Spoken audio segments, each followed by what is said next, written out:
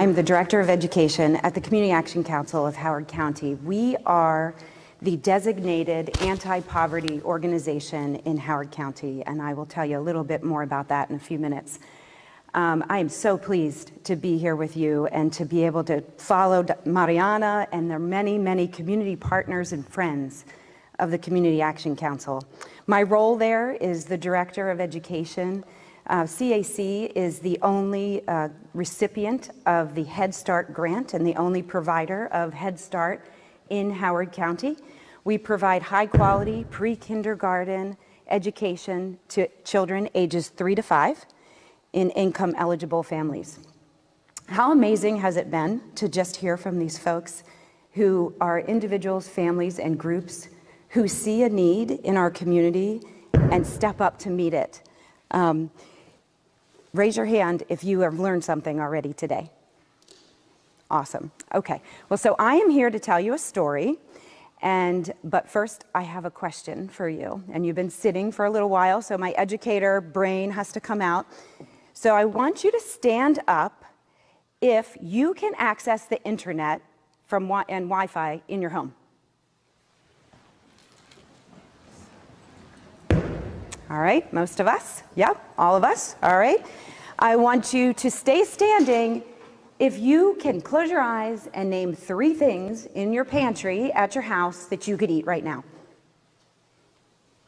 Maybe you need to go grocery shopping, so that's okay. And then lastly, stay standing if you have a friend that you've worried about over the last 2 years. Okay, so look around. We all have that in common. There are friends among us and in our community who can't stand for any of those 3 things. You may sit down. Thank you.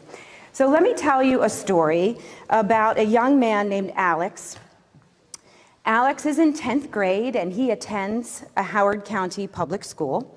And one day last fall, Alex got off the bus at the top of his street, and as he approached his front door, he sees a white sign like stuck on his front door, and he's thinking, what is that? As he gets closer, he sees the words eviction, final eviction notice. You've heard a lot about what's happened during COVID-19 and what our partners and friends have done to support people, and we were all sort of holding our breath as agencies when the stay was ended against eviction, and we saw that at CAC come through this fall. So my friend Alex sees this on his front door, and he is immediately asking himself as a high school student, who saw this? Who saw this? He looks around, nobody's around. He doesn't know when it got there. And then he thinks in his mind, if I can't stay in my house, where are my mother and my sister and I gonna go? What is he feeling? Just shout it out. What's he feeling right now? Scared? Scared? Anything else? Some of these things? As a 10th grader, right, you're a teenager, you are ashamed, right? You're embarrassed. You don't know who saw this. You don't know where, did your neighbors see it? Did the kid down the hall see it? Who saw it? You're maybe as embarrassed as seeing your name on your school's Instagram confessions page, perhaps. But Alex is embarrassed. So he hurries and rips down the eviction notice that's on his front door, and he goes in his house and he's thinking, oh my goodness, I need to get something to eat. Maybe that will help me calm down. I got to figure out what my next steps are. I'm home by myself. My little sister doesn't get home till later. I got to figure this out. So he flips the switch in his kitchen thinking, I'll eat whatever's left in the fridge, except the lights don't come on. And then he's like, well, maybe the light bulb's out. So let me try the family room. Nope, no lights there either. So what does he do? Raise your hand if you would call your parents. Got a couple, okay? Raise your hand if you would call your friends. Nobody raised their hand. There is a sense of shame that flows through individuals, whether it's children, adults, the elderly, who are in this situation. That immediate feeling of, what am I gonna do? So Alex thinks in his mind, what am I gonna do? So he goes next door to the woman who lives next door. He knocks on her door, And she answers, and she has her sad eyes, and he's like, she saw it. And she says, "Did you call the Community Action Council of Howard County?" So for Alex, he was looking for a hand up. And when his family calls CAC, this is what he will find. CAC has been in existence since 1965. We are part of over a 1,000 member network nationwide. Community action councils and community action agencies were established in 1965 as part of the Economic Opportunity Act. It's the same act that established Head Start. Our mission is to diminish poverty for all Howard County individuals, families, and children.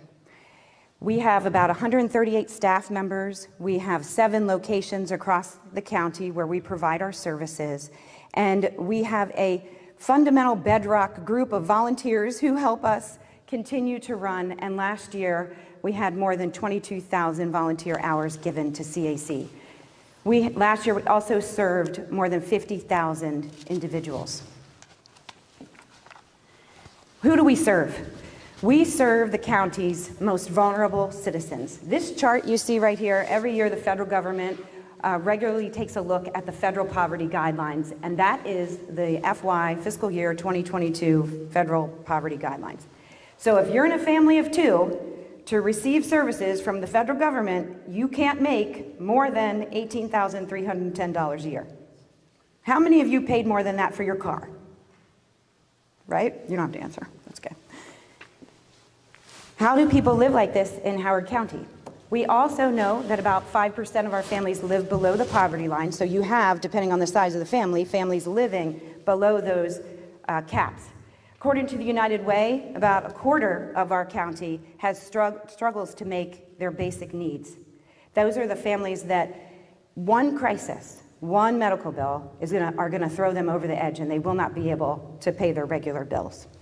We know that the term self-sufficiency is the ability to take care of yourself or your family without the need of any public assistance. I encourage you, actually, one of my favorite websites is the Howard County Dash site. It's an amazing site full of Howard County data that I recommend that you take a look at because it has self-sufficiency indicators, and you can mess with the number of parents, preschoolers, infants, high school age kids to find out how much it is for each family to survive in this county. So this is sort of a picture of the population that we serve specifically at CAC. So about half are under the age of 18. That's a lot. 35% go up to age 54, and a little under 20% are older folks. So 36% of our families are headed by single-parent females. About a quarter of them have their GED or their high school diploma, and take a look at that number. 37% have at least some college, right? We often think in our minds that college is the ticket, but there are families here where the parents have college education and they still struggle. About 60% of those we serve are women. And then you can see our demographic makeup here as well. So how do we serve? So when a family comes to the food bank, so we have the Howard County Food Bank as well, and I'll tell you a little bit about that, and they have a 3-year-old, our folks at the food bank say, hey, why don't you come to Head Start? So we enroll them in Head Start. Our students and families who enroll in our Head Start program, they are assigned a family service worker, and they have automatic access to the food bank, as well as energy assistance and housing assistance, as well as weatherization. And I'll tell you a little bit about these programs. So it doesn't matter how a person comes to us, whether it's for housing assistance or energy or food or early childhood, we provide them the tools that they need and the assistance that they need to become self-sufficient. So our programs, these are our 4 core programs. We have energy assistance, which helps folks to make right their BGE bills or their water bills. We also have weatherization, which is a super cool program that we provide to moderate income homes, where if you are, let's say, an older person living on a fixed income and you have a less energy efficient home, what's that going to do to your power bills, right? Your electric bills are going to go up. It's going to be really hard to pay those. So we provide, we have funding to go in and conduct an energy audit and help those homes become more energy efficient, thereby reducing the energy costs in that home and helping those families. We also have housing assistance. I was so pleased to be able to follow our friends from Grassroots because we work very closely with those families. While we are not a homeless shelter, we also help our families who are there, who become housed, to maintain that housing. We are also the providers of the Howard County Food Bank, and you can see the number of folks we've helped there. And then our early childhood education program, the Head Start program, serves 362 children. So I'm going to show you really fast a couple graphs, and I just want you to see sort of this trend. So this is the last 10 years of the number of folks we've served. Our FY22 numbers are not finished yet, but take a look. We had a little ups and downs over the years, but something happened in 2020 and then 2021. What was it? COVID, yes, COVID. Okay. Everybody knows. So there was this drop, right? Because there was an eviction stay. The courts and the government said you can't evict anybody. So there was this drop in the need. And then when that was lifted, take a look at what happened with energy assistance, and then I'll show you housing assistance as well. You have this spike that has occurred. This is our food assistance. The same thing has happened. At our early childhood program, as I mentioned, we serve 362 children ages 3 to 5 in 4 sites across the county, 3 in Columbia, 1 in Ellicott City, in 19 classrooms. Our teachers are pre-K certified. They hold the same qualifications as Howard County Public School teachers. And our job is to make sure our students are ready for Howard County's rigorous kindergarten. So I come back to my story of Alex. And this is my question for you. You already saw it up there, but this is my question.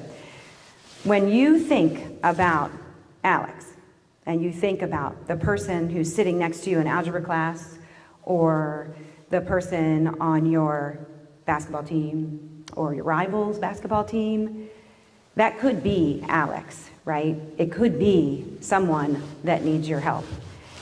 So my question, and I see adults in the room, so I ask you this as well, but particularly for our students in the room, what will you be to your neighbor? Will you be a contributor? Will you help those who need help, and it might not be as obvious as you think? Or will you be a consumer? Will you consume what Howard County has to offer? Will you consume everything around you and not give back? Because you've been charged with multiple speakers now with the opportunity to help. So think about what you can do. This is what we want you to consider. Alex is just a 10th grade boy that is part of a family that we have helped, but it could be anybody. And poverty and struggle does not necessarily always take the form of the man on the corner outside Costco who needs help, right? It could be anyone. It could be anyone that you encounter. So get involved. You've heard about lots of organizations today. We encourage you to advocate. Advocate for about what you've learned today about your county and what you will learn. Advocate for the people who need your help. And that may not be running around and doing a campaign. For you, it could be the small thing where you notice the person that you encounter who needs some encouragement or just to be asked, "Are you okay?" And to not respond and not judge when someone might look disheveled and comes in the same sweatshirt they were wearing yesterday. That's a small thing. The big things are all made up of very small actions, right?